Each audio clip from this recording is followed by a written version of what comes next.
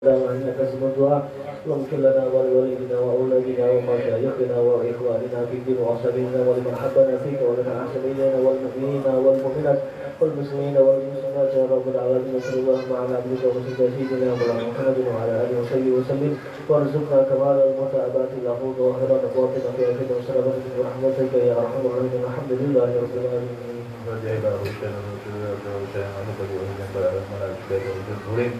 والدينا ووالدكم وأمتنا وأمتنا وأمة المسلمين نسلم له فإن مجد الله ومدين شاء شيء من مقدم محمد عليه تعالى به فرشد مع البهار محمد المالكي وأعوذ بالله من أجلنا وشر المسلمين وأبائنا وشرين بروهين وخصوصا داره سيدنا شهد الله كل من شاء ورسول الله والبلاد يا عبد الله بن علي بن عمر الكتاب وشرين بروهين والله إلا وفقهاء المسلمين المحدثين سفيان المعقين والعلماء العامة والمشايخ كتبنا بها وشرين بروهين أين كان خلقهم ما شيخ الأدين مغربها بل وبارها نظر درجاتهم في الجنة ويكثر مسباتهم ويزعف حسناتهم ويحفظنا بجاههم وينفع بهم ويعيد عليهم من بركاتهم وأسرارهم وأنوارهم وعلوم منفعاتهم في الدين والآخرة إلى حضرة النبي محمد الفاتحة.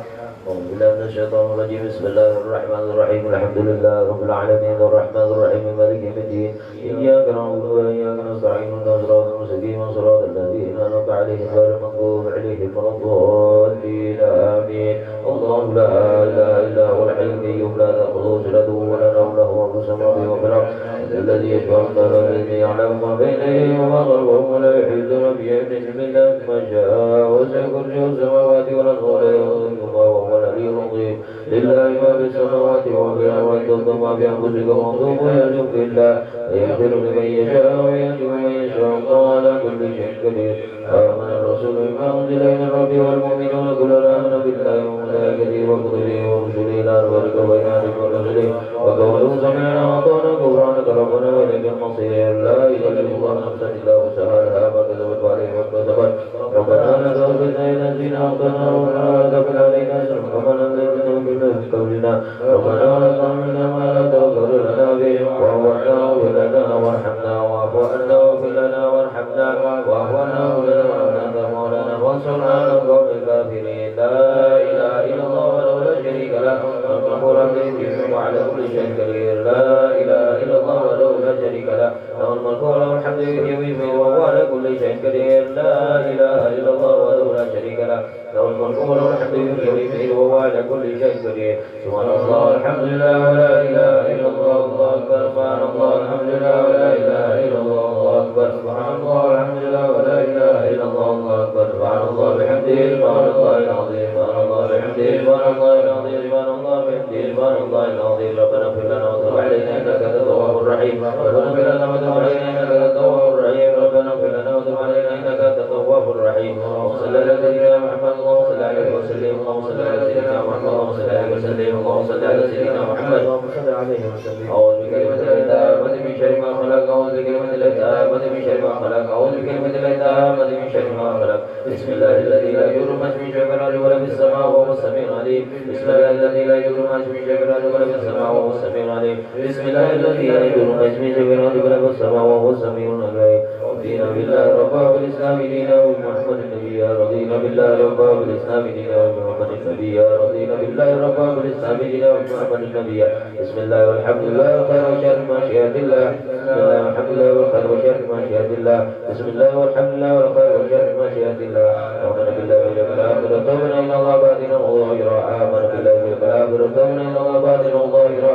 آمن بالله واليوم الآخر وتوبنا إلى الله باطنا وظاهرا. يا ربنا اعف عنا والذي كان منا يا ربنا اعف عنا والذي كان منا يا ربنا اعف عنا والذي كان منا يا ذا الجلال والإكرام منا على دين الإسلام يا ذا الجلال والإكرام منا على دين الإسلام يا ذا الجلال والإكرام يا ذا الجلال والإكرام منا على دين الإسلام يا ذا الجلال والإكرام منا على دين الإسلام يا ذا الجلال والإكرام منا على دين الإسلام يا ذا الجلال والإكرام منا على دين الإسلام. ويا متين في شر الظالمين ويا متين في شر الظالمين يا قوي يا متين في شر الظالمين. اللهم مر المسلمين سلام الله شر المؤذين اللهم مر المسلمين سلام الله شر المؤذين اللهم مر المسلمين اللهم مر المسلمين سلام الله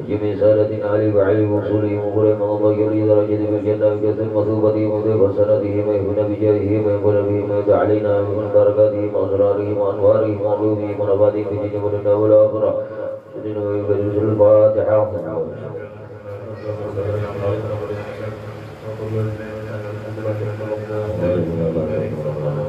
فالبذل إلى أرواح سادة يصوب إلى مكان وحلت أرواحهم من مشارق الأرض إلى مغاربها الله يريد درجة بالجنة يكثر مثوبتهم ويضيف سندهم ويكون بجاههم ويكون بهم ويدع علينا بركاتهم وأسرارهم وأنوارهم وعلومهم ونباتهم والدين والدنيا والآخرة الفاتحة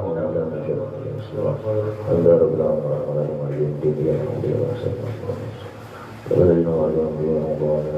البلوي سيدنا صاحب الراتب كل الشيخ وسيد كربلاء بن الحبيب عبد الله بن حبيب محمد الحسن وصلي وقروه وقوله أن الله يريد رجلا في الجنة وكثر مثوبته ويذوب سنته ويكون بجاهه ويكون بهم ويدع عليهم بركاتهم وأسرارهم وأنوارهم وعلومهم ونباتهم في الدين والدنيا والآخرة الفاتحة بسم الله الرحمن الرحيم الحمد لله رب العالمين الرحمن الرحيم مالك يوم الدين إياك نعبد وإياك نستعين اهدنا المستقيم صراط الذين أنعمت عليهم غير المغضوب عليهم ولا الضالين آمين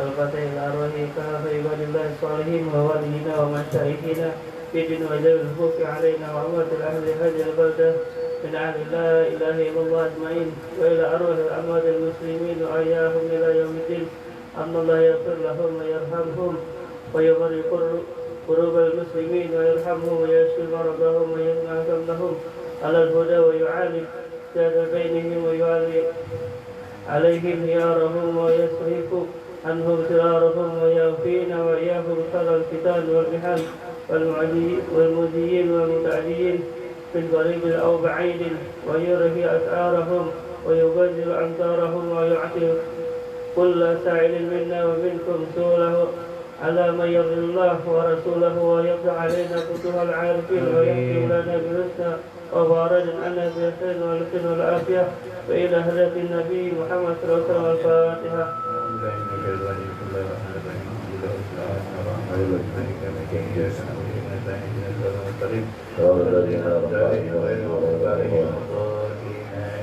اللهم إنا نسألك رضاك والجنة ونعوذ بك من سخطك والنار اللهم إنا نسألك رضاك والجنة ونعوذ بك من سخطك والنار اللهم إنا نسألك رضاك والجنة ونعوذ بك من سخطك والنار يا عالم أنزل منا لا ذلك ذكرنا وعافنا وعفنا وكلنا إذ كنا يا عليم أنزل منا ذكرنا وعافنا وعفنا وكلنا إذ كنا يا عليم أنزل منا لا ذلك ذكرنا وعافنا وعفنا كلنا إذ كنا جزا الله على سيدنا محمد صلى الله عليه وآله وسلم خيرا جزا الله على سيدنا محمد صلى الله عليه وسلم وأهله جزا الله على سيدنا محمد صلى الله عليه وآله وسلم خيرا جزا الله على سيدنا محمد صلى الله عليه وآله وسلم وأهله جزا الله على سيدنا محمد صلى الله عليه وآله وسلم خيرا جزا الله على سيدنا محمد صلى الله عليه وآله وسلم وأهله جزا الله عنا سيدنا ونبينا محمد صلى الله عليه وآله وسلم أفضل ما جزا نبينا محمد يا الله بها يا الله بها يا الله بحسن الخاتمة يا الله بها يا الله بحسن الخاتمة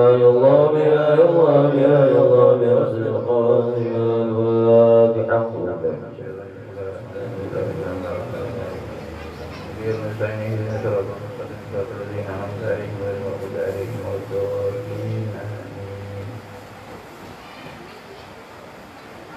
الفاتحة نوينا قراءة البردة في المزيد مثل ما نواه أسلافنا وشيوخنا ورجالنا وحبائبنا وندخل نيتنا بنيتهم وأعمالنا بأعمالهم وأخلاقنا بأخلاقهم ونستحضر أرواحهم الطاهرة الزكية في هذا المجلس المبارك ونسألك اللهم بحق قصيدة البردة ومنشئها وبحق أسرارها وأنوارها وبركتها أن تقضي حاجاتنا وأن تملكنا خير الدنيا والآخرة وأن تذلل لنا شعابهما بحقها ونسألك من فضلك العميم الواسع السابق ما تغنينا به عن جميع خلقك إنك على كل شيء قدير وأن تخفينا بها عن عيون الناظرين والطامعين والطاغين وقلوب الحاسدين والباغين كما أخفيت روحها في الجسد يا الله وأن تشفينا بها كما جعلتها شفاء لمن قرأه ولمن قرئت عليه ألف شفاء وألف دواء وألف بركة وألف رحمة وألف نعمة وأن ترزقنا قلبا خاشعا خاشعا ضارعا وعينا باقية وبدنا صحيحا صابرا ويقينا صادقا بحق صادعا وتوبة نصوحا ولسانا ذاكرا وحامدا وصاحبا موافقا وسنا طويلا في خير مستغلا بالعبادة خالصة وخلقا حسنا وعملا متقبلا وتوبة مقبولة ودرجة رافعة وامرأة مؤمنة طائعة على هذه وكل نية صالحة وإلى حضرة النبي محمد صلى الله عليه وآله وسلم الفاتحة.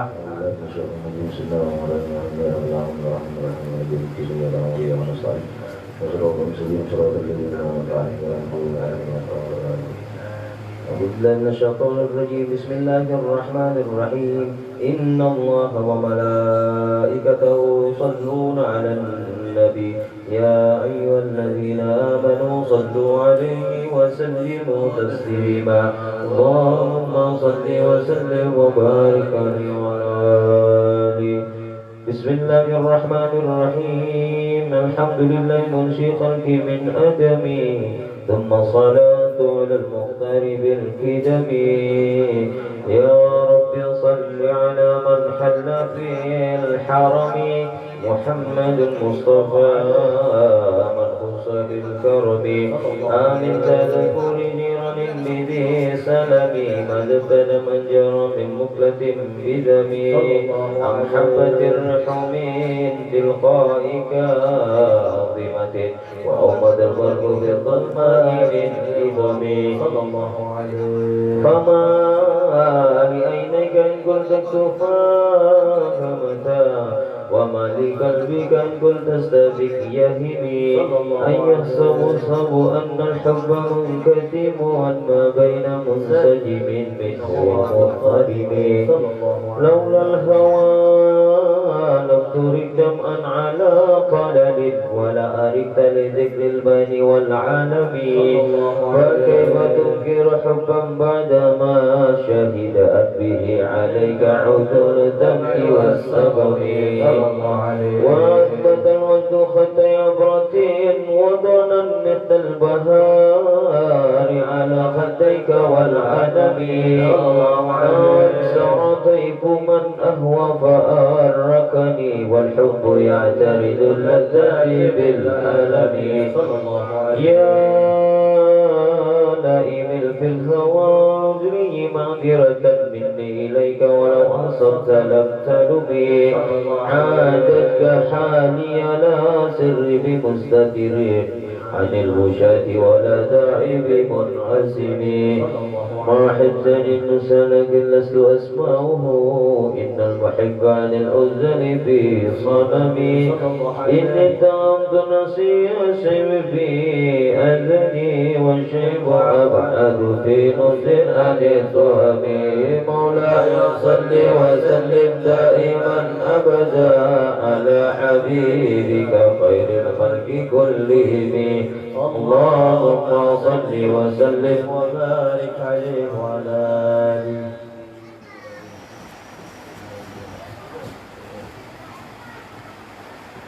فإن أمرتي بالسوء ما تعظم من جليا بنظير الشيب والهرم. ولا من الكين الجميل كرا ضيف ألم براس غير محتشم. لو كنت أعلم أني ما أوكره كتبت سرا بدل منه بالكتب. بل برد جماه من غوايتها كما يرد جماه غير باللجم. فلا ترم بالمعاصي كسر شهوتها إن الطعام يقوي شهوة النهم. والنفس كالطفل إن ضمن شب على موت الرضاء وإن تخطفه ينفتم. فاصرف هوادرا توليه إن الهوى ما تولى يصم أو يصم. ورائها وهي في العمل سائمة وإن استحلت المرء ولم تزمي كم حسنت لذة للمرء قاتلة من حيث لم يدر أن السم في الدسم وانشد سائس من جوع ومن شبع فرب مقمصة شر من الثقم واستبرق الدمع من عين قد امتلأت من المحارم والجرح حمية الندم وخالف النفس والشيطان واسهما وإنهما معا وقد نصبتهم ولا تطع منهما خصما ولا حكما فأنت تعرف كيد الخصم والحكم أستغفر الله من كون بلا أمل لقد نسبت به نسلا لذي الأكم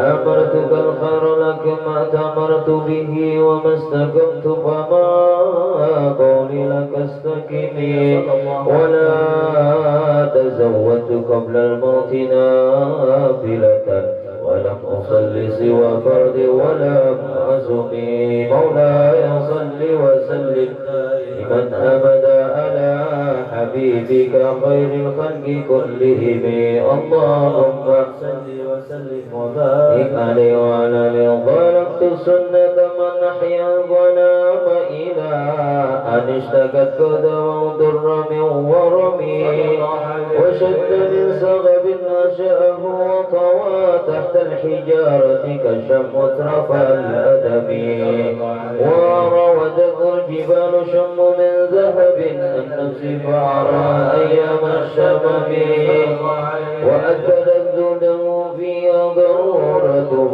إن الضرورة لا تعد على الإصم وكيف تدعو إلى الدنيا ضرورة من لولاه لم تخرج الدنيا من العدم محمد سيد الكونين والثقلين والفريقين من قرب ومن أجم نبينا الأمير ناهي فلا أحد أبر ربي قبلا منه ولا نعمي هو الحبيب الذي ترجى شفاعته لكل هول من الأحوال مبتهم دعا إلى الله فالمستمسكون به مستمسكون بحبل غير منقسم وقد نبينا بخلق وبخلق ولم يدانوا بعلم ولا كرم وكلهم من رسول الله ملتمسون غرقا من البار أو رشفا من الديم ووافقون لديه التعديم من نكت العلم ومن شكلة الحكم وهو الذي تم معناه وصورته ثم اصطفاه حبيبا بريء النسب منزه عن شريك بمحاسنه فجوهر الحسن فيه غير منقسم دعمة النصارى بنبيهم وكن من شئت وتنبي واحتكمي وانسب إلى عادته ما شئت من شرف وانسب إلى قدره ما شئت من عظم فإن فضل رسول الله ليس له قد فيعرب عنه ناتك بفمه لو نسبت قدره آيته يضمن أن يسمه من يدعى دارس الرمم لم ينتهن بما تعي الوقول به إرسا علينا فلم نرتب ولم نهم أعين ورا فهم معناه فليس يرى بالقرب والبعد فيه غير منفحم فالشمس تجهر للعين من بعد صغيرة وتكن ضرب من أمامي وكيف يدرك في الدنيا حقيقته ونودي من تسل عنه بالحلم فمبلغ العلم فيه أنه بشر وأنه خير خلق الله كلهم وكل أدى الرسل الكرام بها فإنما اتصلت من نوره بهم فإن الشمس وإذن كواكبها يظهرن أنوارها للناس بالظلم أكرم بخلق نبي إنسانه خلق بالحسن مشتمل بالبشر متسم كالجانب في طرب والبدر في شرب والبحر في كرم والبار في كرم والدهر في همم كأنه وبر في جلالته في أسكر حين تلقاه وفي حشم كأنما اللؤلؤ المكنون في صدف من معدن منتج منه ومبتسم لا طيب يعدل تربا ضمع عظمه طوبى لمنتشك منه وملتزم مولاي صل وسلم دائما أبدا على حبيبك خير الخلق كلهم. اللهم صل وسلم وبارك عليه وعلى آله. اللهم صل وسلم وبارك عليه وعلى آله.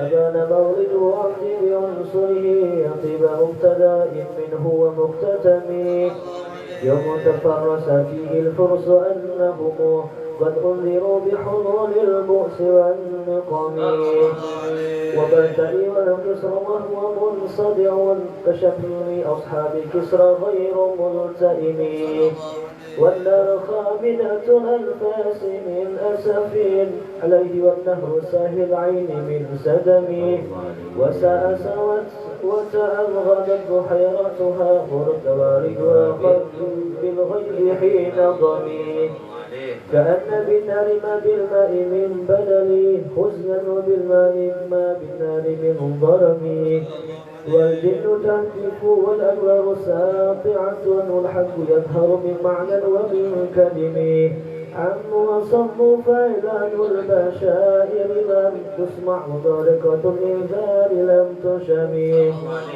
من بعد ما أخبر أقوام كاهنهم بأن دينهم المعوج لم يقم وبعد ما أينوا في الأفق من شرب منقضة وفق ما في الأرض من صنم حتى غدا عن طريق الوحي بمنهزم من الشياطين يكفر العذر منهزم كأنهم حربا أبطال وبرهة أو عسكر بالحصى من راحتيه رمي نبذت به بعد بسبهم ببطنهما نبذ المسبه من أعشاء والتقم مولاي صل وسلم دائما أبدا على حبيبك خير الخلق كلهم اللهم صل وسلم وبارك عليه وعلى آله.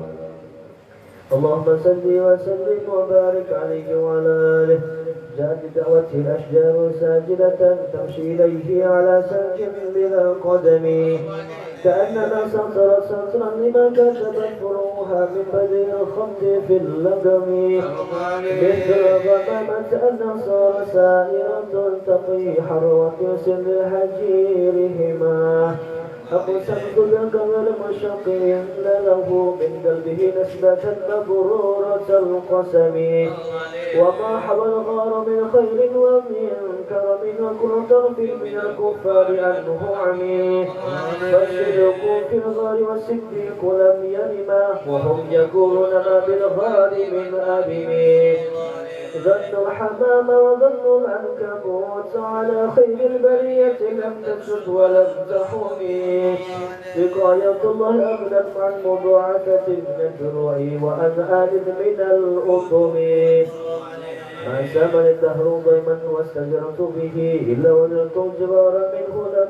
يضم ولا تمست غنى الدارين من يده إلا سلمت الندى بخير مستدم لا تنكر الوحي من رؤياه إن له قلبا إذا نامت العينان لم ينم فذاك حين بلوغ من نبوته فليس ذكر فيه حال محتدم تبارك الله ما وحي في مبتسم ولا نبي على غيظ بمتهم كم أبرأت واصبا باللمس راحته وأطلبت أربا من ربقة اللمم وأحيت سنة الشهباء دعوته حتى هكت برة في الأعصر الزهم في عارض جاد أو خلطا طاح بها سيبا من اليم أو سيلا من العرم مولاي صل وسلم دائما أبدا على حبيبك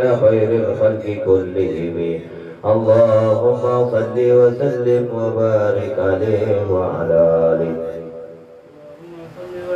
وبارك عليه وعلى آله تاني وبالسعاية له ظهرت ظهورا للكرى ليلا على العالمين فالدور يزداد حسنا وهو منتظم وليس ينقص قدرا غير منتظم فما تطوى الآمل مديه إلى ما فيه من كرم الأخلاق والشيم آية حق من الرحمن محدثة قديمة صفة الموصوف بالقدم لم تقترب بزمان وهي تخبرنا عن المعاد وعن عاد وعن إرم تمت لدينا ففاقت كل معجزة من النبيين إذ جاءت ولم تدم محكمة فما يبكين من شبه لجثقاق ولا يبكين من حكم ما حربت قط إلا عاد من حرب عاد إليها ملكي السلم الله عليه ردت بلاغتها دوام معارضها ردى الغيور ذا الجاني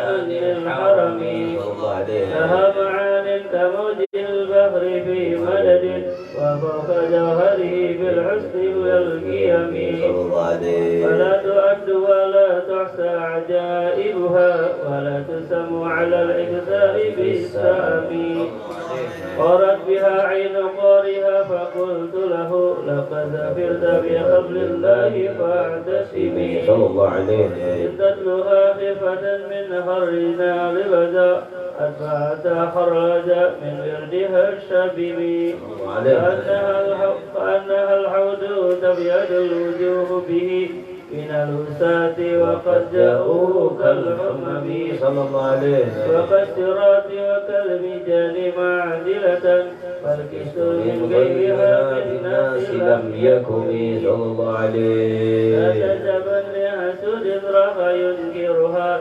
تجاهلا وهو عين العاتق الفاهم قد تنكر العين لا الشمس من رمد وينكر الفم طعم الماء من سقم مولاي صل وسلم دائما أبدا على حبيبك خير الخلق كلهم اللهم صل وسلم وبارك عليه وعلى آله يا خير من يمام العفو نساءته سعي وفوق المتون أينك الرسم وما هو الآية الكبرى لمعتبر وما هو النعمة العظمى لمغتنم سرت من حرم الليلة إلى حرم كما سار البدر في داج من الظلم وبت ترك إلى أن نلت منزلة من قاب قوسين لم تدرك ولم ترم وقدمتك جميع الأنبياء بها والرسل تقديم مخدوم على قدمي وأنت تخترق السماء فوق بهم في موكب كنت به صاحب العالم حتى إذا لم تدع شأوا لمستبق من الجنوب ولا مركا لمستلم قبلت كل مقام بالإضافة إن نودد بالرب مثل المفرد العالمي كيما تفوز بوصل أي مستتر عن العيون وسر أي ومنتجم فملت كل بقار غير مشترك نجلت كل مقام غير مزدهم وجل مقدارها ولد من رتب وأز إدراك ما أريد من نعم بشرى لنا بشر الإسلام إن لنا من الإناية ركنا غير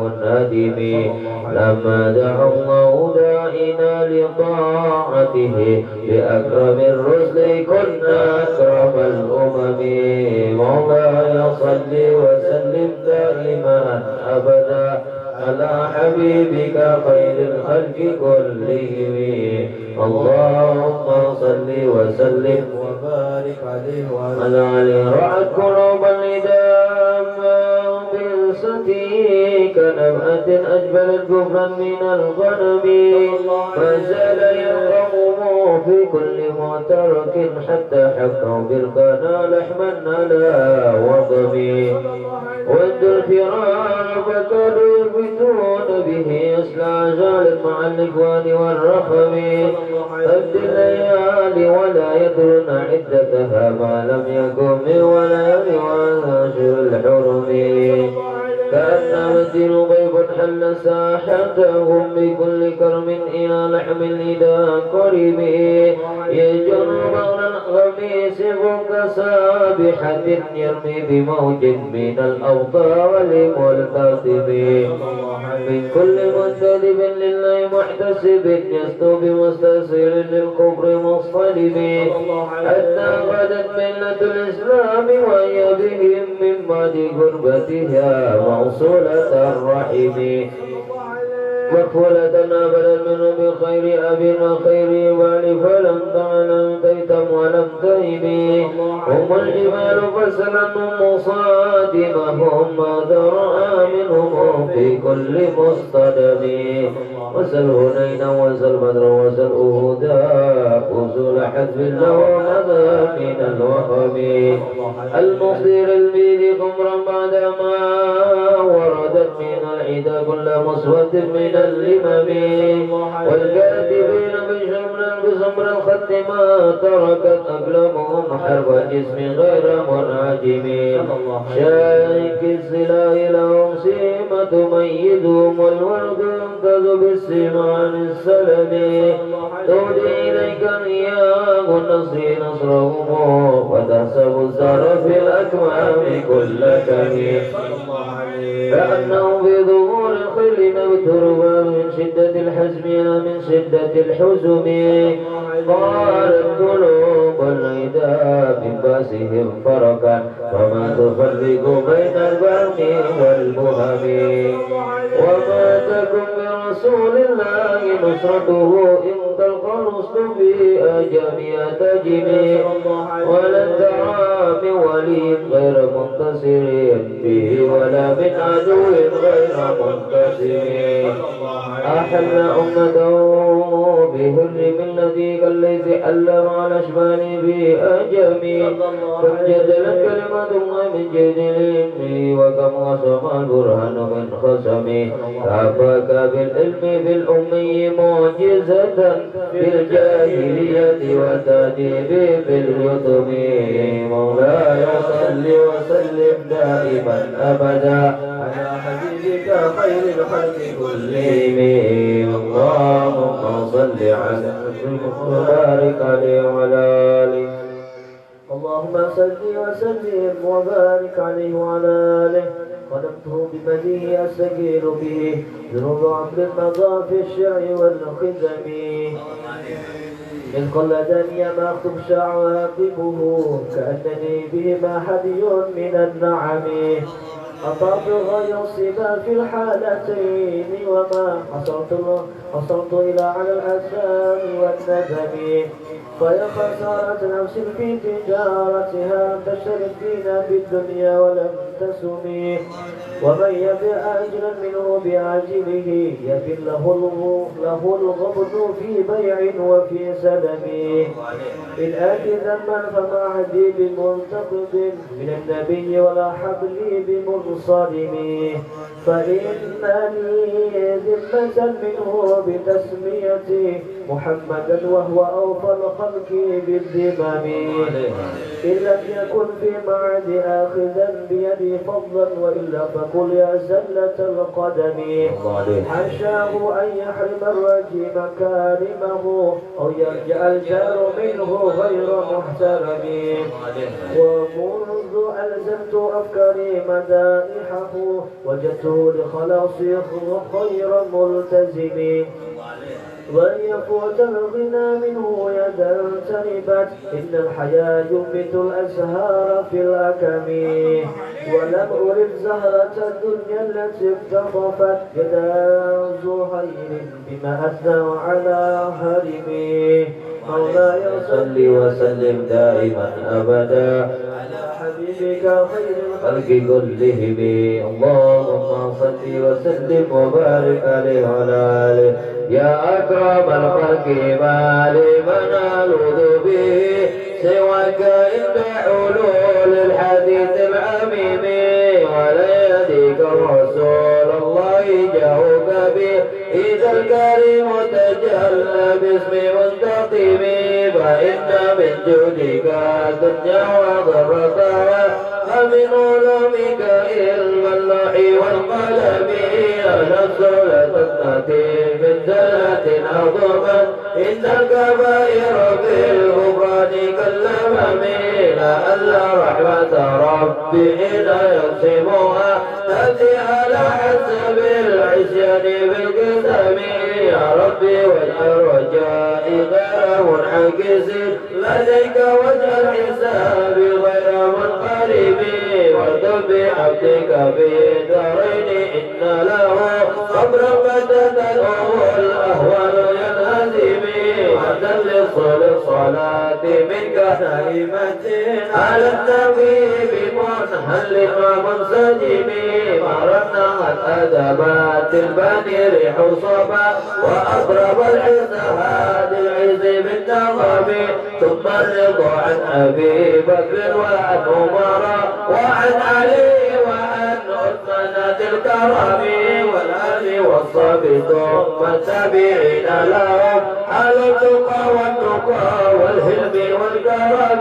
يا ربي بالمصطفى بلغ مقاصدنا واغفر لنا ما مضى يا وسيع الكرم يا ربي بالمصطفى بلغ مقاصدنا واغفر لنا ما مضى يا وسيع الكرم يا ربي بالمصطفى بلغ مقاصدنا واغفر لنا ما مضى يا وسيع الكرم واغفر إلهي لكل المسلمين بما يكون بالمسجد الأقصى وبالحرم بجاه من بيته في طيبة حرام واسمه قسم من أعظم القسم وهذه بردة المختار قد ختمت والحمد لله في بدء وفي الختم أبيضها قد أتت 60 مع 100 فرج بها كربنا يا وسيع الكرم أبيضها قد أتت 60 مع 100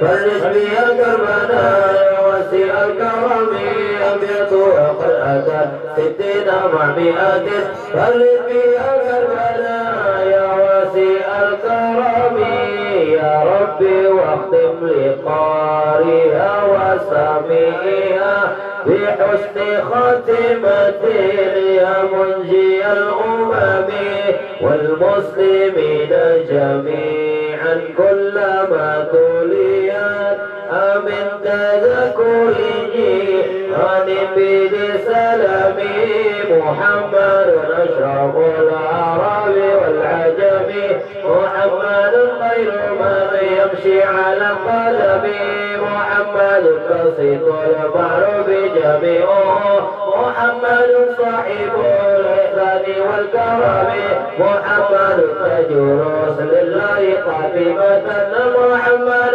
صادق الأقوال والكلم محمد ثابت الميثاق حفظه محمد طيب الأخلاق والشيم محمد رويات بالنور طينته محمد لم يزل نورا من القدم محمد حكيم بالعدل ذو شرف محمد معدن الإنعام والحكم محمد خير خلق الله من مضر محمد خير رسل الله كلهم محمد دينه حق ندين به محمد مجملا حقا على علمه محمد ذكره روح لأنفسنا محمد شكره على أممه محمد زينة الدنيا وبهجتها محمد كاشف الغمة والظلم محمد سيد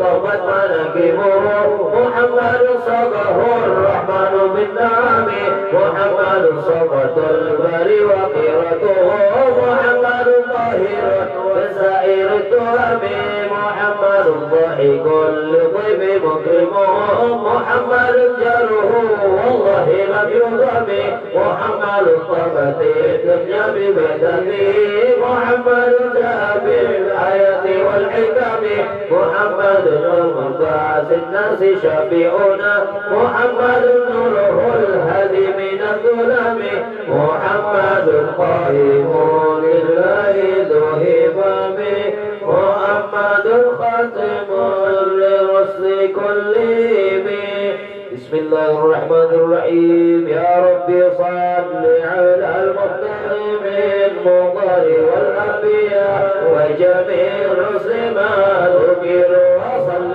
ربي على الهادي وشيعته وصحبه من للطيب قد نشروا وجهدوا معه الله واجتهدوا وهجروا وله أول وقد نصروا وبينوا الفرض والمسنون واعتصموا لله واعتصموا بالله فانتصروا أزكى الصلاة وأنها يؤثر الكون ري النشر والعثير موفدات بالحقيق المسك ذاكية من طيبها أرجو الرضوان بها تصير عد الحصى والثرى والرمل وبهوها نجم السماء وبنات الأرض والمدر وحتى واسم مساكين الجدوان كما يلي القدر جميع الماء والمطر وحتى ما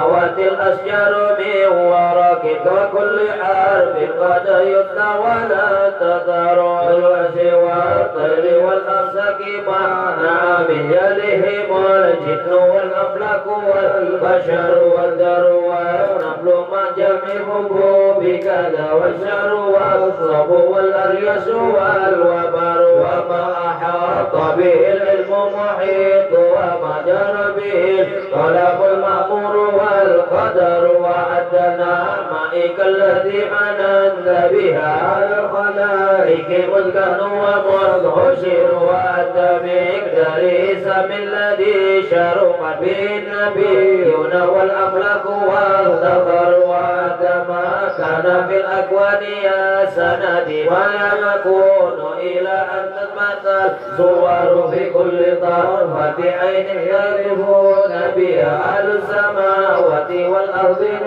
ويذر في السماوات والأرضين مع الجبال والفرش والكرسي وما حضر وعدم الله موجودا وأوجد معدوم الصلاة دواما ليس كان أسير تستغرق تمام جميع ظهورك ما تحيط بحتى لا تبغي ولا يذر لا غاية وحدها أن عظيم لها ولا لها أمد يقتفى يعتبر وأدعى فيما قد مر من عدد الماضي في أدعائه أمن له القدر كما تحب سيدي وكما أمرتنا أن نصلي أنت مقتدي يسير مع السلام كما قد مر من عدد رب وضائبهما والكل منتشر وكل ذلك مضروب بحقك بأنفس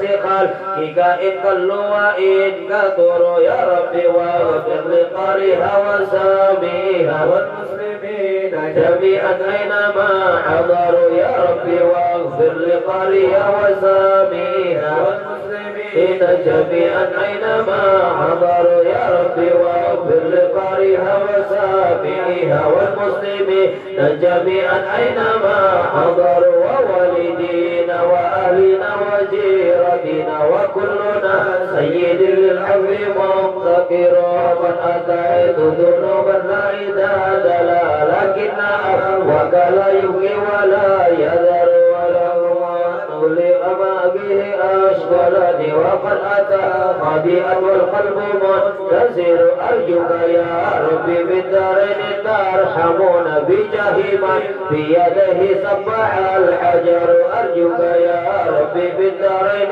ترحمون بجاه من بيده سبح الحجر أرجوك يا ربي بالدارين ترحمون بجاه في يده سبح الحجر يا ربي أعظم لنا أجرا ومغفرة فإن جودك بار ليس أسير وقت ديونا لها الأخلاق ضائفة ربك ربنا أنت مقتدر وكن لطيفا بنا في كل نازلة لطفا جميلا به الأهوال تنحسر بالمصطفى المجتبى خير الأنام ومن جلالتك نزلت في كليه الصور ثم الصلاة على المختار ما طلعت شمس النهار وما قد شعشع القمر ثم الرضا عن أبي بكر خليفته من قام بيده الذي ينتصر وعن أبي حفص الفاروق صاحبه مغرور فضل بأكمه عمر وجب عثمان ذي النورين من كمل دار المحاسن بالدارين والظفر كذا علي مع ابنه وأمه مع أهل الآباء كما قد أنا الخبر كذا خديجة الكبرى التي بذلت أموالها لرسول الله ينتصر وطرها نساء المصطفى وكذا بنته وبنوه كلما ذكر سعد سعيد من عوف وأبو عبيدة وزبير سنة غرر وحمزة وكذا العباس سيدنا ونجله القبر من دلت به الخيار والآل والصحب والأتباع قاتبة جنة تجدي أو بدا سار مع الرضا منك في أفو وعافية وحسن خاتمة إذ كثير عمر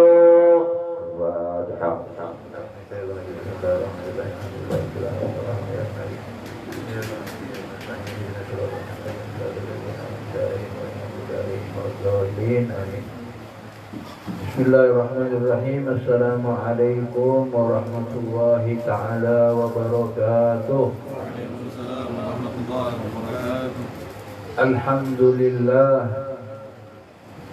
Alhamdulillahilladzi bi ni'matihi tatimmus shalihat wa ashhadu an la ilaha illallah wahdahu la syarika lah وأشهد أن سيدنا محمدا عبده ورسوله لا نبي بعده اللهم صل وسلم وبارك وكرم ومجد وعزم على سيدنا محمد الفاتح لما أغلق والخاتم لما سبق ناصر الحق بالحق والهادي إلى صراطك المستقيم وعلى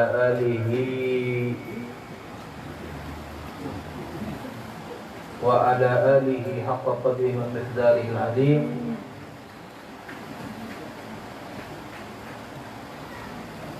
فقد قال الله سبحانه وتعالى في القرآن العظيم إن الله وملائكته يصلون على النبي يا أيها الذين آمنوا صلوا عليه وسلموا تسليما.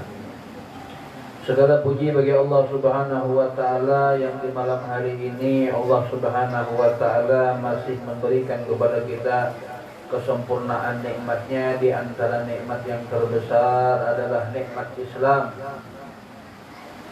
Sebagian manusia di luar sana ada yang dicabut nikmat Islamnya, dijadikannya murtad. Nauzubillah min dzalik. Alhamdulillah kita masih diberikan keistiqamahan di dalam agama Islam. Alhamdulillahirabbil alamin.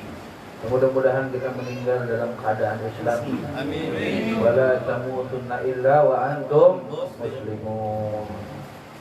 Janganlah sampai kita meninggal dunia melainkan dalam keadaan muslim. Dan di antara nikmat Allah Subhanahu wa taala kita diberikan nikmat mukmin.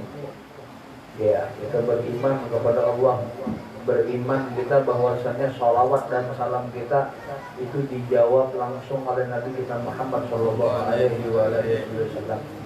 Kita manusia biasa, tapi Allah berikan kita taufik hidayah, inayah, nikmat sehingga kita yang lisan kita ini penuh dosa, untung kita ini kencang melakukan dosa. Ya, lupandir ke sana, lupandir ke sini, ya, menghujat sana, menghujat sini, menghibah sana, menghibah sini. Tapi lisan yang penuh dosa ini masih diberikan kesempatan untuk bersolawat dan salam kepada Nabi Muhammad. Ini adalah nikmat yang besar, nikmat yang agung yang Allah berikan kepada kita. Kita beriman diberikan oleh Allah Subhanahu wa taala iman kita di dalam hati kita. Artinya iman itu apa? Allah tancapkan, Allah berikan di dalam hati kita ini cahaya. Ya, cahaya keimanan. Ya, cahaya kita sehingga kita beriman kepada Allah Subhanahu wa taala, beriman kepada Nabi Muhammad. Ya, ada pernah kita melihat Nabi Muhammad, tapi mau ditakoni kan beriman dengan Nabi Muhammad, beriman kita. Iya, Nabi Muhammad dilahirkan di kota Mekah, hijrah di kota Madinah, meninggal di kota Madinah, mengalami perang Badar, perang Uhud, apa segala macam, turun wahyu kepada beliau, turun malaikat Jibril menyampaikan Al-Quran. Percaya kalian? Percaya kita 100%. Ya. Percaya dengan apa yang disampaikan oleh Nabi Muhammad, percaya kita 100%. Nah, ini nikmat. Jadi kita percaya dengan apa yang Allah Subhanahu wa taala perintahkan kita untuk beriman. Nah, ini nikmat yang terbesar, nikmat Islam dan nikmat iman. Wa amma bi ni'mati rabbika hadis. Adapun karena karunia nikmat Tuhanmu maka rancak-rancak sering-seringlah kita menyebut nikmat Allah. Nikmat Allah. Di antara nikmat yang besar adalah nikmat Islam dan nikmat iman. Kemudian nikmat yang terbesar lagi yang Allah berikan kepada kita adalah kita dijadikan sebagai umat Nabi kita Muhammad Shallallahu Alaihi Wasallam. Ya, kuntum khaira ummatin ukhrijat linnas. Kalian adalah sebaik-baik umat yang Allah Subhanahu wa taala keluarkan, yang Allah Subhanahu wa taala ciptakan kita sebagai umat yang terbaik. Alhamdulillah. Kita diberikan nikmat juga. Ya, di antaranya bisa bersalawat dan salam kepada Nabi kita Muhammad Shallallahu Alaihi Wasallam. Yang ulun hormati, yang ulun muliakan para habaib, anak cucu Nabi kita Muhammad Shallallahu Alaihi Wasallam. Alhamdulillah hadir di hadapan kita Habib Abdul Rahman Bahasim, ayahanda kita Habib Abdul Rahman Bahasim. Mudah-mudahan Allah panjangkan umur beliau, Allah jaga beliau, Allah lapangkan segala apa yang beliau niatkan dilancarkan oleh Allah Subhanahu wa taala. Alhamdulillah juga ada Habib Yasir ya bin Idrus Al-Habsyi. Ya, mudah-mudahan Allah panjangkan umur beliau, mudah-mudahan Allah kabulkan segala hajat beliau di dunia sampai di akhirat. Dia guru-guru, tokoh agama, tokoh masyarakat. Alhamdulillah hadir bersama kita Guru Ardan, ya, Ustaz Syarif, guru-guru yang lainnya yang tidak bisa disebutkan namanya satu persatu. Mudah-mudahan Allah Subhanahu wa taala memanjangkan umur habaib kita, guru kita, semua yang hadir di majelis yang senang berselawat dipanjangkan umur oleh Allah Subhanahu wa taala berkat Nabi kita Muhammad sallallahu alaihi wasallam. Bahwasannya kita menyambung kajian kita di dalam tafsir Jalalain.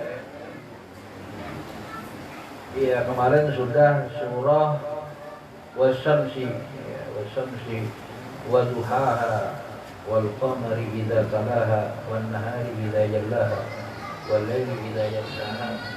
Ya sudah itu kita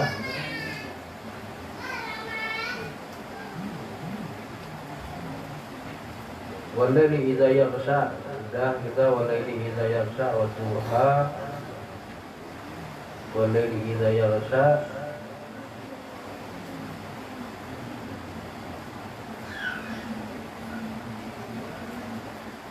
Wasyamsi wa duha ini belum ya? Belum ya. Allah Subhanahu wa taala bersumpah demi matahari, wasyamsi demi matahari. Jadi Allah Subhanahu wa taala bersumpah dengan sesuatu yang sangat agung, sesuatu yang sangat besar. Iya, wasyamsi demi matahari,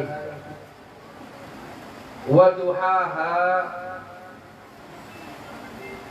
dan demi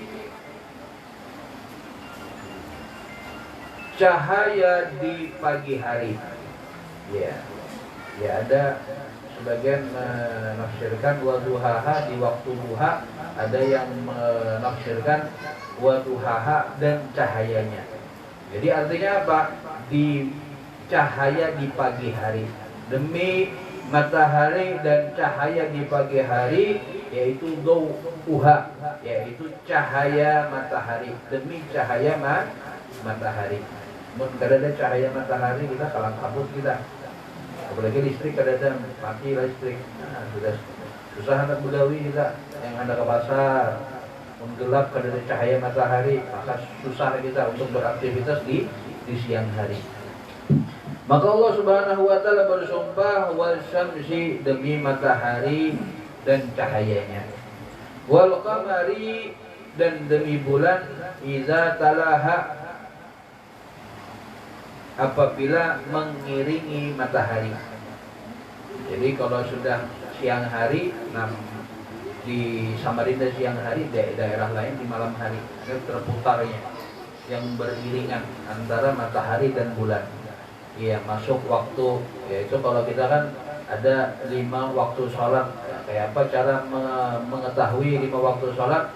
Yaitu ketika masuk waktu zuhur pertama. Waktu zuhur apa? Masuknya waktu zuhur, iya, kalau sudah tergelincir matahari.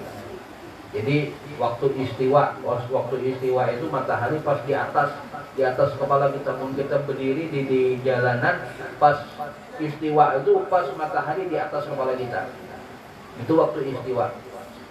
Nah, kemudian sebelum masuk zuhur itu masuk waktu yang diharamkan untuk melakukan sholat waktu istiwa, kecuali hari Jumat. Hari Jumat kada apa-apa, pian misalnya sebelum khatib, sebelum azan Jumat, ya kita hendak sholat tahiyatul masjid, masih kada apa-apa. Termasuk yang waktu yang diharamkan untuk melakukan sholat sunnah mutlak. Ya. Kemudian masuk waktu zuhur kapan? Iya, ketika tergelincir matahari. Nah, mulai ada bayangan. Pas kita berdiri kayak ini, nah matahari, ya matahari di atas ini. Nah, matahari di atas ini, maka ada bayangan kita. Iya, ada bayangan. Ketika tergelincir ke barat sedikit, maka ini mulai ada bayangan sedikit. Ini bayangan, ini karena ada bayangan di sini sedikit. Itu masuk sudah waktu zuhur. Ketika tergelincir matahari itu masuk waktu zuhur. Nah, itu bagaimana? Ini salah satu nikmat yang Allah berikan kepada kita dengan waktu-waktu sholat, biar kita tahu bagaimana kita menjalani kehidupan ini dengan sesuai dengan waktu-waktu tersebut. Mulai setelah itu tergelincir matahari masuk waktu zuhur. Baru selesai akhir waktu zuhur itu mulainya kapan? Mulai ketika bayangan ini sama ukurannya dengan benda yang ada. Misalnya tiang listrik, atau misalnya tiang listrik misalnya 3 meter. Maka akhir waktu zuhur itu bayangan yang di sebelah sini, misalnya bayangannya ini, nah ini bayangannya tiang listrik misalnya. Ya, tapi pulpen ini bukan tiang listrik nih lah. Nah ini misalnya tiang listrik, maka tiang listrik ini 3 meter misalnya panjangnya, nah bayangannya ini 3 meter juga. Kalau sudah 3 meter bendanya, bayangan 3 meter juga, maka ini akhir waktu zuhur. Masuk waktu asar ketika bayangan yang ada ini lebih sedikit daripada benda tersebut. Saya 3 meter. Nah, ini bayangannya ini lebih sedikit, masuk sudah waktu asar. Nah, itu. Kemudian selesainya waktu asar mulai kapan? Sampai waktu asar itu masuknya setelah ya lebih dari sedikit dari bayangan benda tersebut. Kemudian keluar waktu asar itu sampai 2 kali lipat bayangan dari benda tersebut. Itu paling akhirnya. Tapi kalau misalnya ikhtiari dia itu ikhtiarinya. Maksudnya kita menjaga-jaga jangan sampai keluar dari waktu asar tersebut. Nah, kemudian paling akhirnya sudah paling mentok, sudah paling akhirnya sampai terbenam matahari. Masuk waktu maghrib itu akhirnya waktu isya. Kemudian kalau kita buka di kitab Fathul Qorib, ya Fathul Qorib atau di Safinatun Najah, itu disebutkan bahwasannya akhir waktu maghrib ini seberapa lama waktu maghrib itu. Maka di Fathul Qorib di situ disebutkan bahwasannya waktu maghrib itu adalah sekiranya kita melakukan ini waktu ikhtiar, waktu ikhtiari, jangan sampai kita lewat dari waktu tersebut. Waktu tersebut, waktu maghrib itu apa? Yaitu azan. Habis terbenam matahari, ya azan. Setelah azan, berwudu, kemudian pakai pakaian, kemudian qomat, kemudian sholat paling tidak 4 rakaat. Itu ikhtiar. Paling bagusnya jangan sampai lebih dari itu untuk menunaikan sholat maghrib. Nah, kalau di situ ikhtiar, nah itu akhir daripada sholat maghrib itu azan, bersuci, pakai baju, berwudu, ya, kemudian qomat, kemudian sholat 4 rakaat. Nah, kalau 4 rakaat ini, wallahu 4 rakaat yang dimaksud itu 4 rakaat dengan surah panjang atau surah pendek, wallahu a'lam. Masih belum lihat hasiah daripada kitab tersebut. Nah, itu waktu maghrib.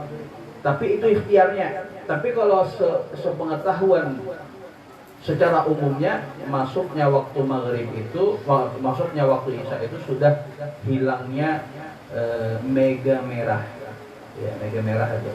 Itu masuk waktu isya sudah. Kalau hilang mega merah, jadi kalau bumi ini kayak ini, nah matahari di sini, ini bumi kan datar gini misalnya. Nah matahari, begitu matahari tenggelam seperti ini, ya ini bumi misalnya ini kan. Di bumi misalnya, tapi kitab ini nah, misalnya di bumi, nah tenggelam matahari, nampak sedang tenggelam matahari itu, ini cahaya matahari ini masih menerangi langit, masih ada ya, masih ada apa namanya cahaya-cahaya ya. Kadang kita kan buka puasa masih terang, masih agak terang, padahal sudah azan sudah. Nah itu padahal sudah tenggelam, sudah matahari, masuk waktu maghrib. Kemudian apa? Nah masih maghrib, kapan masuk isya sudah hilang. Kalau ini sudah tenggelam gini, sudah mulai kayak ini masih ada mega merahnya, bukan megawati lah, mega merahnya masih habang, langit itu masih habang masih. Nah itu masih masuk maghrib. Nah keluar waktu maghrib itu sudah hilang daripada mega merah tersebut. Nah masuk waktu isya. Tapi ikhtiar paling bagusnya jangan sampai kita lebih dari sholat maghrib itu, jangan sampai lebih dari azan, sudah menunaikan azan, habis azan, waktunya kira-kira berapa lama tuh azan, kemudian berbasuh kita, kemudian wudu, kemudian pakai pakaian, kemudian qomat, kemudian sholat 4 rakaat. Jangan sampai lebih dari waktu tersebut. Misalnya waktu tersebut makan waktu sekitar setengah jam misalnya. Ya, misalnya makan waktu sekitar setengah jam, maka jangan sampai lebih dari setengah jam tersebut.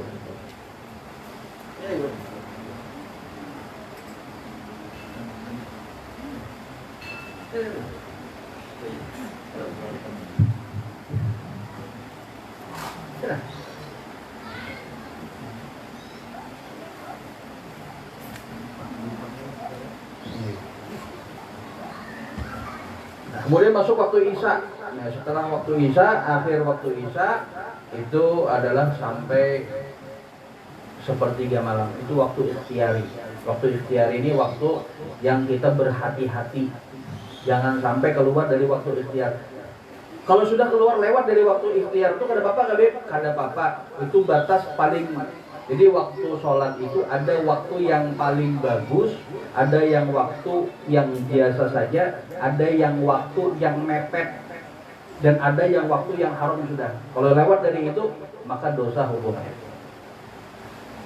Waktu ikhtiar ini waktu yang paling jangan sampai lewat dari ini, itu bagus itu kalau dilakukan. Ya, seperti maghrib tadi itu. Maghrib apa? Waktunya paling kadang maghrib itu azan, berbasuh, wudhu, kemudian pakai pakaian, kemudian qomat, kemudian sholat 4 rakaat. Paling kadang itu sekitar 20 menit atau sampai setengah jam lah. Jangan sampai lebih dari waktu maghrib melewati waktu ikhtiari tersebut. Itu waktu-waktu. Nah, jadi matahari, bulan itu beriringan. Setelah matahari tenggelam, masuk waktunya bulan lagi. Ya, masuk waktu bulannya sudah matahari tenggelam sudah, nah bulan lagi naik lagi. Nah, beriringan antara langit, antara apa? Matahari dan bulan. Tabi'uha tali'an an inda ghurubiha, yang mana matahari dan bulan ini saling beriringan. Ya, satu antara satu yang lainnya. Kalau ingin terbit matahari, maka bulannya tenggelamnya. Kalau bulannya terbit, maka mataharinya yang tenggelam. Ini saling mengikuti. Ya, tali'an inda ghurubiha. Ketika matahari terbenam, maka muncullah bulan. Begitu juga ketika bulan tenggelam, maka muncullah matahari. Ini dijadikan sumpah oleh Allah Subhanahu wa taala. Artinya apa? Artinya waktu siang dan malam ini sangat berarti dan berharga sekali di sisi Allah Subhanahu wa taala. Jangan sampai kita lewat hari sehari semalam sampai kita lalai daripada mengingat nikmat Allah Subhanahu wa taala. Artinya apa ini? Artinya apa? Allah bersumpah dengan ini nikmat yang besar yang Allah berikan kepada kita, adanya matahari dan adanya bulan. Artinya apa? Jangan sampai kita lalai sehari semalam kada ada bersyukur sama sekali. Bangun guring sudah gawian, pulang gawian, sana sini sampai guring kada ingat lagi. Kurang kada ada bersyukur dengan nikmat ini. Allah sebutkan wasyamsi wa duhaha wal qamari idza talaha. Artinya apa? Demi matahari dan cahaya matahari dan bulan, ya, dan yang mengiringinya. Artinya apa? Artinya dengan adanya matahari dan bulan itu hendaklah kita untuk bersyukur karena dijadikan sumpah oleh Allah Subhanahu wa taala waktu siang dan malam hari. Di dalam ayat yang lainnya Allah jadikan siang hari untuk kita memberikan kehidupan dan di malam hari untuk kita beristirahat. Wan nahari idza jallaha, dan demi siang hari yang apabila menampakkan matahari. Ya. Demi siang hari yang menampakkan matahari. Birtifaihi, dengan terbitnya matahari. Wal laili idza yaghshaha, dan demi malam hari idza yaghshaha, ya apabila telah menutupi matahari. Artinya apa? Telah tenggelam matahari tersebut dengan datangnya malam hari. Yaghtiha bizulmatihi, yang mana ketika masuk malam hari, maka malam hari itu menutupi dengan kegelapannya. Ketika masuk di malam hari, kegelapan daripada matahari itu mulailah hilang cahaya matahari tersebut, timbullah kegelapan di malam hari. Kemudian Imam Jalaluddin Suyuti di sini menyebutkan, menafsirkan wa idza bi salasati lil mujarrid dhafiyah, bahwasanya kalimat di sini iza wasamsi wa duhaha wal qamari iza, ya, iza wan nahari iza, kemudian walaili iza. Tiga iza ini adalah dzarfiyah, wal amiru biha fi'lul qasam. Ya, dijelaskan nahwunya nang juga. Wasama'i wa ma banaha, dan langit dan apa saja yang ada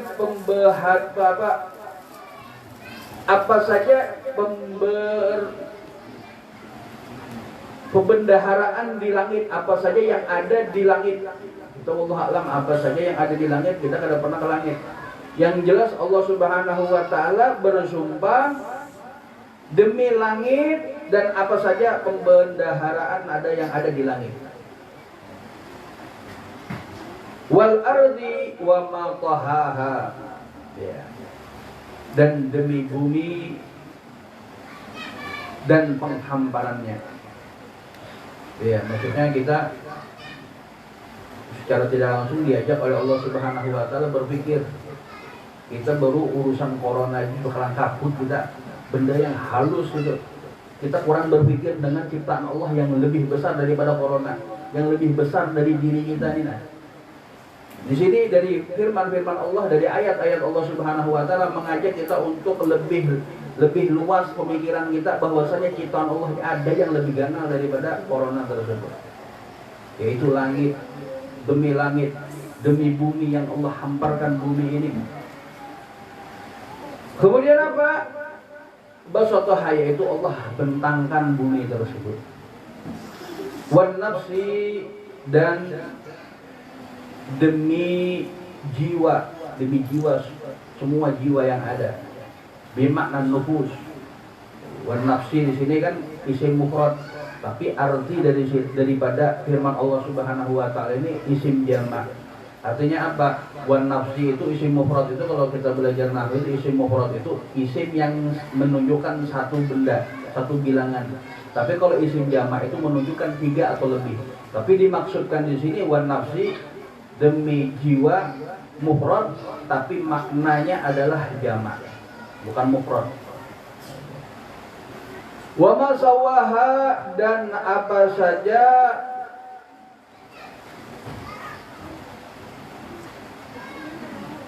penyempurnaannya, ya, apa saja yang menyempurnakan daripada jiwa tersebut. Fi khalqah wa ma fi salasati, maksudnya apa saja demi jiwa dan apa saja yang menyempurnakan daripada ciptaan Allah Subhanahu wa taala fi khalqiyah, di dalam penciptaan Allah Subhanahu wa taala. Demi jiwa dan apa saja, ya, yang menyempurnakan dari ciptaan Allah tersebut. Ya, termasuk mata. Iya, mata, alis di atas mata. Kenapa alis di atas mata? Kenapa kan di bawah mata? Karena apa? Mun kita keringat itu turun keringat, turun di alis, kada langsung ke mata. Mun langsung ke mata biar pedih mata. Nah, hidung ini kenapa ke bawah?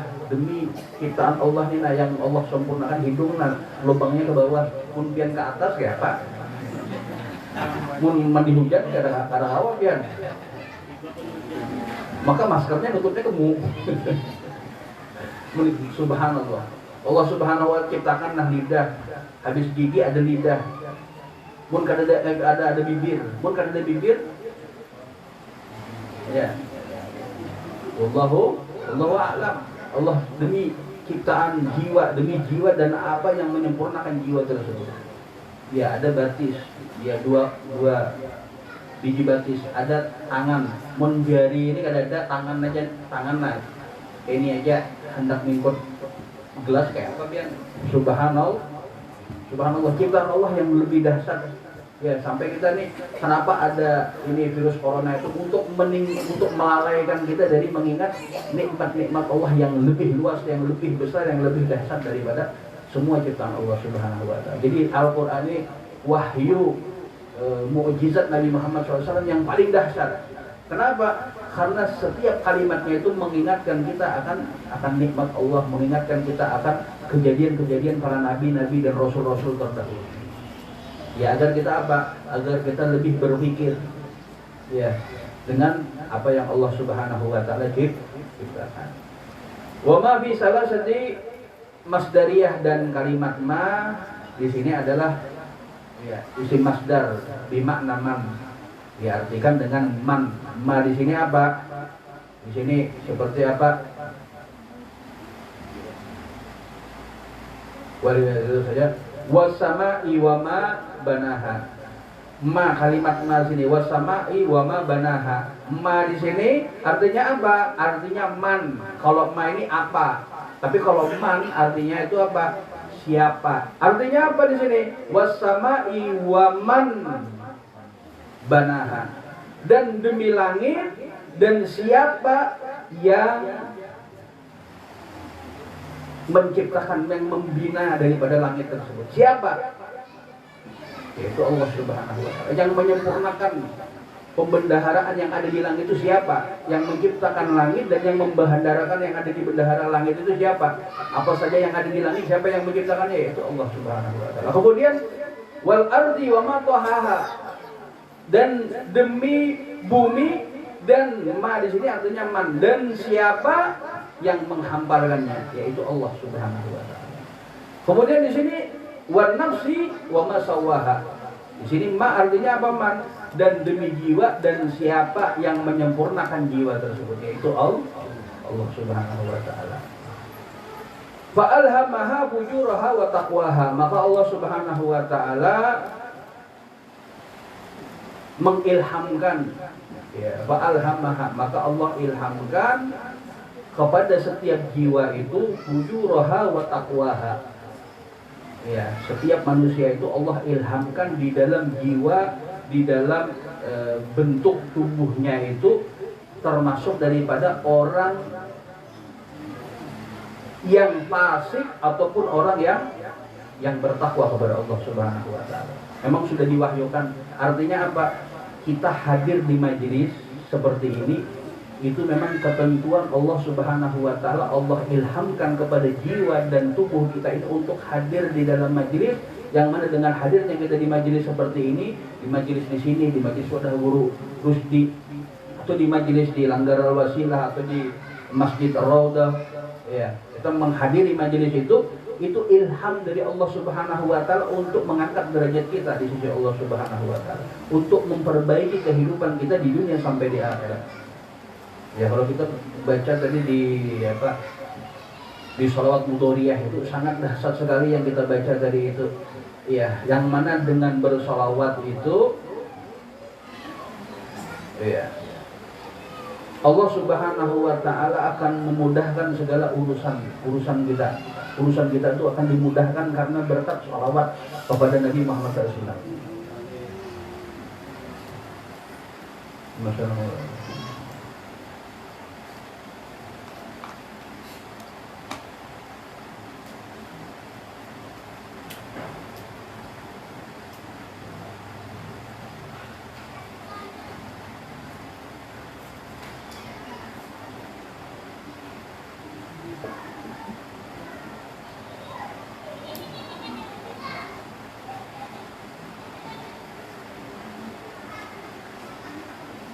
Ya, azqa salati wa anmaha wa ashrafaha.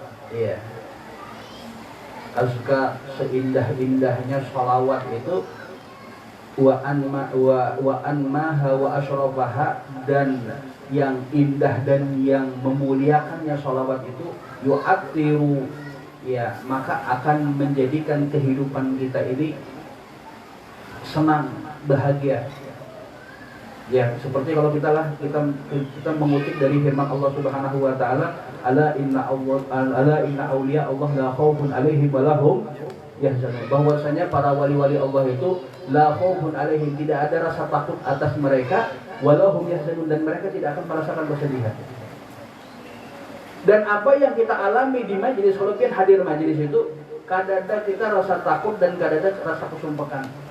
Senang aja gitu bawaannya, apalagi mendengar guru Rusdi, bukan sidak, nyaman benar, guru Arda, nyaman bangun ulun, dia ngantuk benar aja dengar suara ulun. Maka apa? Kadang-kadang kesedihan kita, kalau kita hadir di majelis itu senang aja bawaannya, kesedihan tuh kadang-kadang, rasa takut kadang-kadang. Ya, hendak meninggal lebih bagus lagi kalau meninggal kita dalam keadaan di dalam bersalawat dan salam kepada Nabi Muhammad SAW, di dalam kita menuntut ilmu. Kadang-kadang kita hadir majelis, nah sudah keluar kita baru ada, wah ini bayar listrik ini, belum bayar listrik ini, kontrakan belum, ini itu segala macam gawe yang besok gawe lagi. Ketika kita sudah keluar dari majelis, barulah kesumpekan itu Jadi sifatnya orang-orang wali-wali Allah Subhanahu wa taala itu termasuk di dalam orang-orang yang hadir di dalam majelisnya daripada sholawat dan salam kepada Nabi Muhammad SAW. Kalau kita hadir majelis, jujur gak ada? Kalau kita begitu hadir majelis, la khaufun alaihim wa lahum yahzanun. Mereka kan ada rasa takut. Ya, wa lahum yahzanun, dan mereka kan ada bersedih, kan ada bersedih hati itu kan ada. Senang aja bawahnya. Ya Nabi salam. Padahal hutang banyak. Sallallahu ala Muhammad sallallahu. Padahal apa segala macam pikirannya, inilah itu segala macam. Tapi semangatnya la khaufun alaihim wa lahum. Dan ciri-ciri ala inna awliya, ini firman Allah Subhanahu wa taala, la inna awliya Allah la khaufun alaihim wa lahum yahzanun. Maka setiap orang yang senang hadir majelis seperti ini bisa dikatakan bahwasanya mereka merancakkan mengikuti sifat daripada wali-wali Allah Subhanahu wa taala, dan mudah-mudahan kita dijadikan walinya Allah Subhanahu wa taala zahiran wa batinan berkat Nabi kita Muhammad sallallahu alaihi wa ala alihi wasallam. Jadi artinya apa? Kita harus bersyukur, seperti yang belum sampaikan dari itu, harus bersyukur kita. Karena apa? Karena fa'alhamaha fujuraha wa taqwaha. Maka Allah mengilhamkan kepada jiwa-jiwa tersebut siapa orang-orang yang celaka dan siapa orang-orang yang mendapatkan hidayah dari Allah Subhanahu wa taala. Jadi kita hadir di tempat seperti ini adalah hidayah yang Allah ilhamkan di dalam jiwa kita, di dalam diri kita, untuk kita menyambut daripada ketakwaan yang Allah Subhanahu wa taala berikan. Maka Allah katakan di sini di dalam firman-Nya fa'alhamaha fujuraha wa taqwaha. Maka tafsirnya bayyana, maka Allah menjelaskan daripada firman itu tariqai. Ada dua jalan, ada tiga jalan, dua jalan aja. Ya. Tariqul khair wa syarr. Ada jalan yang baik dan ada jalan yang kada baik. Wa akhirat taqwa riayatin li ru'yati. Ya, maka karena dengan takwa tersebut, maka itu akan memudahkan baginya untuk mendapatkan kebahagiaan di dunia sampai di akhirat. Ya, mudah-mudahan kita termasuk orang-orang yang bertakwa. Kemudian Allah berfirman, qad aflaha man zakkaha. Ya. Qad aflaha man zakkaha wa qad khaba man dassaha. Ya. Kemudian apa? Kadzabat Samudu bi taqwaha idzin ba'asa asqaha. Ya wallahu a'lam. Kalau kita mengambil dari firman Allah Subhanahu wa taala itu sangat besar, sangat luas daripada penjabaran daripada firman-firman Allah Subhanahu wa taala. Kita rancak baca surah-surah yang kita baca, tapi kita tidak mempelajari isi makna daripada ayat-ayat yang kita baca. Mudah-mudahan Allah Subhanahu wa taala memberikan taufik, inayah, hidayah kepada kita untuk bisa memperdalami daripada makna yang terkandung di dalam Al-Quran, di dalam tafsir Al-Quran, dan mudah-mudahan Allah Subhanahu wa taala memberikan hidayah, taufik, inayah kepada kita untuk semakin dekat kita dengan Al-Quran. Ya, karena Al-Quran ya'ti yaumil qiyamah syafi'an li ashabihi. Al-Quran itu akan datang pada hari kiamat memberikan syafaat kepada orang yang senang membaca Al-Quran, orang yang senang dengan Al-Quran. Mudah-mudahan kita termasuk orang-orang yang senang untuk membaca Al-Quran, orang-orang yang senang, yang dekat dengan Al-Quran, sehingga Al-Quran bisa memberikan syafaat kepada kita di dunia, di alam barzakh sampai di akhirat. Dan mudah-mudahan Nabi Muhammad SAW bergembira dengan perkumpulan kita. Dan mudah-mudahan juga Allah Subhanahu wa taala menambah nilai-nilai keimanan kita, nilai-nilai ketakwaan kita, dan dijadikanlah kita sebagai hamba-hamba yang semakin hari semakin dekat dengan Allah Subhanahu wa taala, semakin hari semakin dekat dengan Nabi Muhammad SAW, sehingga kita mendapatkan kebahagiaan dunia sampai akhirat berkat Nabi kita Muhammad sallallahu alaihi wa ala alihi wa sahbihi wa sallam. Ala hadhihi niyyah wa kullu niyyatin salihah min khairatid dunya wal akhirah ila hadratin Nabi Muhammad sallallahu alaihi wa alihi wasallam. Ila hadratin Nabi Muhammad sallallahu alaihi wasallam. Al-Fatihah. إياك نعبد وإياك نستعين اهدنا الصراط المستقيم صراط الذين أنعمت عليهم غير المغضوب عليهم ولا الضالين آمين. Kita minta kepada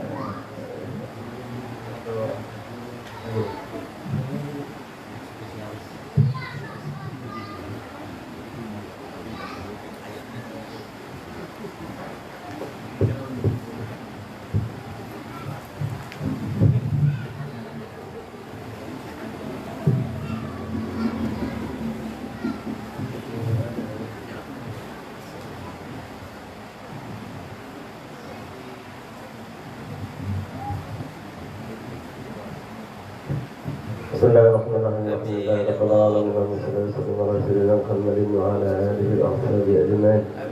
اللهم صل وسلم على سيدنا محمد صلاة تنجي بها جميع الأحوال والآفات وتهدي لنا بها جميع الحاجات وتطهر لنا بها جميع السيئات وترفعنا إنك يا رب العالمين بفضلك في الحياة وعلمنا إنك على كل شيء قدير. اللهم صل وسلم تقبل وجاهدنا وترفعنا من القرآن العظيم ومهدنا من لا إله إلا الله. اللهم سبحانه وبحمده وما صلينا على نبيك محمد صلى الله عليه وسلم في هذا المجلس المبارك هدية وسلا ورحمة نازلة وبركة شاملة وصدقة متقبلة نقدمها ونهديها إلى هدف نبينا سيدنا محمد صلى الله عليه وسلم ثم إلى آبائه وإخوانه من الأنبياء والمرسلين صلاة الله وسلام عليه وعلى آله وأصحابه أجمعين. أصحاب رسول الله أجمعين وأمته وعمر ويسوع وعلي والقاسم والحسين وفاطمة الزهراء وهالكة الكبرى وعيسى الرضا وحمزة والعباس والأنصار والمجاهدين والمهاجرين بسبيل الله أجمعين ثم إلى المحاجر الله والعيسى ثم إلى رمة المقدم محمد رب العالمين ورسوله وقلوبهم ثم إلى رسوسا إلى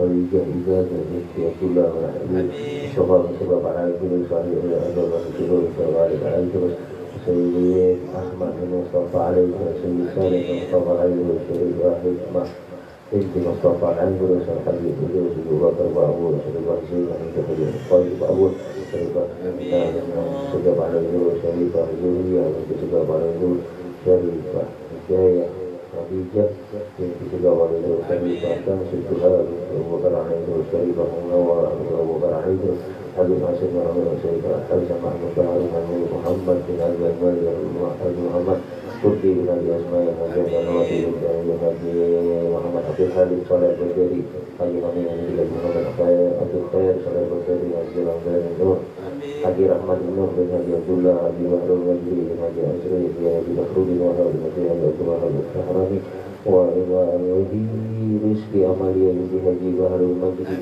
Haji Masriyah binti Haji Mahmud Haji Aminah binti Fajri Ruqiyah binti Syamli wa Ahmad Muni bin Haji Lamrah Zulaika binti Haji Rustam Haji Nabi bin Haji Saleh Jamil bin Haji Saleh Haji Masruf binti Masruf Marwiyah binti Satri Sa'adat bin Hashim Sugarti binti Musman Haji Lebail Hakim bin Haji Abu Qasim Haji Kashful Anwar bin Haji Muhammad Salim Abdan wa Haji Al-Falung bin Abdullah Marziah binti Abdullah Ahmad bin Jana bin Mazari binti Taruna Haji Subuli bin Haji Mesra Haji Masyidah binti Haji Mukrik Haji Ruslan Zatar bin Abdullah bin Haji Ibrahim Haji bin Haji Ruslan Haji Mas Amah binti Haji Aran Haji Adnan bin Haji Zainu Haji Aran bin Haji Ismail Haji Umrah bin Utar Haji Ruslan bin Usman wa Haji Masjid bin Abdul Qadir Haji Farlian binti Haji Ruslan Haji Ruslan Hussein Haji wa Haji Bakriyah binti Abdullah Amsi Ruqiyah binti Samri Haji Ibrahim bin Sukri Haji Sita Isa binti Haji Muhammad Zamzam Haji Misra bin Utudarlah Amri bin Fiyah Haji Abi Rahman bin Haji Abdurrahman bin Arif Haji Arfan bin Haji Muhammad bin Tufi wa ila Haji Antum Ahmad bin Rusdi bin Sawa ila Haji Ansah bin Haji Mursid wa ila Syarif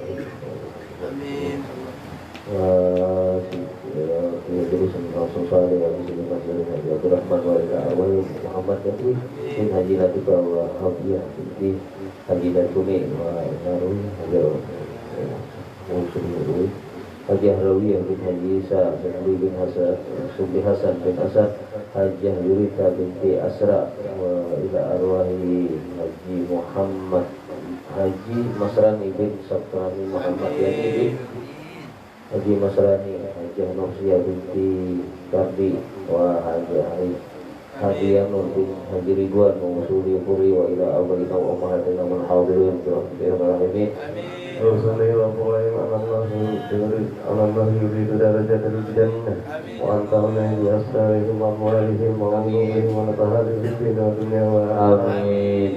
اللهم اجعل في دعنا من النار وسقاك الله من النار وحجاب الله من النار ونجاك الله من النار اللهم اجعل قبورهم روضة من رياض الجنة ولا تجعل قبورهم مخرجا من كفار النار اللهم اللهم ارحمهم وعافهم واعف عنهم ربنا هب لنا من ازواجنا آمين يا الله. وقرة اعين واجعلنا للمتقين Ya اماما Allah. ربنا تقبل منا انك انت السميع العليم وتب علينا انك انت التواب الرحيم ربنا اتنا في الدنيا حسنه وفي الاخره حسنه وقنا عذاب النار اللهم على سيدنا محمد وعلى اله وصحبه وبارك وسلم سبحان ربك رب العزه عما يصفون سلام على المرسلين والحمد لله رب العالمين بسر الفاتحه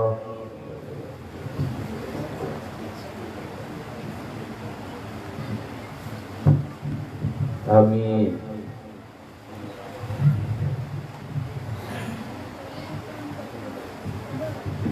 Amin amin ya Allah. Amin.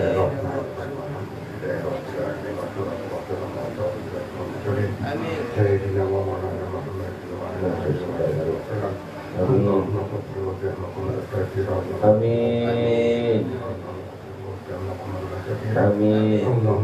Amin. Amin.